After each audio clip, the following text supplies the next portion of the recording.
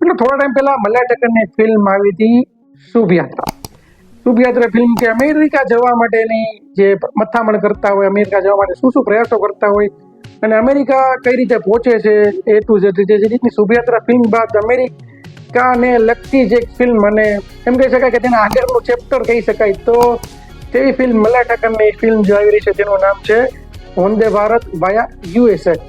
ખાસ કરીને મલ્હાર ઠક્કર કે જે અમેરિકા ગયેલો છે તેના જે વિઝા છે તે વિઝા વર્ક જે બીજા છે પૂરા થઈ રહ્યા છે. હવે તેમને ત્યાંનું ગ્રીન કાર્ડ જોઈએ છે. હવે ગ્રીન કાર્ડ મેળવવા માટે, ત્યાંની સિટીઝનશીપ મેળવવા માટે કાં તો ત્યાંની છોકરી સાથે લગ્ન કરવા જોઈએ અથવા તો કોઈ તેને એ રીતના કામ રાખે કે જેથી કરીને વર્ષોના કરારમાં કામે રાખે છે કે તેને ગ્રીન કાર્ડ મળી જાય.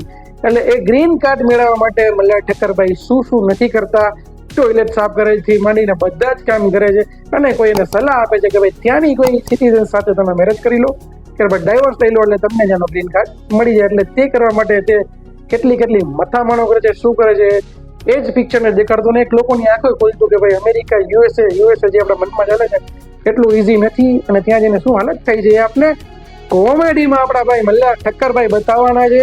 અને તેની સાથે પૂજા ઝવેરી જે છે એ એક્ટ્રેસ તરીકે કામ કરી છે અને ફોરેનિયર એક્ટર્સ કે જેનું નામ છે ડેલી પર્સન કે જે પણ પિક્ચરમાં જોવા મળશે. અને ભાઈ કોમેડીની ભરપૂર પિક્ચર મલ્હાર ઠક્કર એના જે આગવી શૈલીની કોમેડી છે તેમાં જોવા મળી રહ્યા છે અને એક લોકોને મેસેજ પણ આપતા જણાશે કે યુએસએ ગ્રીન કાર્ડ મેળવવું એના નિમાના ઘર નથી, ગુજરાતમાં બેસો, છાના મુના બેસો, એવું મને લાગી રહ્યું છે. એવું ફિલ્મ આવવાની છે તો જોઈએ કેવી હશે. 25 ડિસેમ્બરે એટલે કે આપણા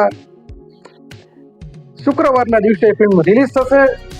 જોવાનું રહેશે કે ફિલ્મ હિટ જશે કે ફ્લોપ. પણ મારા દ્રષ્ટિએ કોમેડી ફિલ્મ મલ્હાર ઠક્કર આપણા ગુજરાતી પિક્ચરના સુપરસ્ટાર હિટ જ જશે એવી તો આપણે વાત કરી શકીએ. તો તમને પણ ટ્રેલર જોઈને ફિલ્મ કેવી લાગી તમે કોમેન્ટમાં ખાસ કરીને જણાવજો.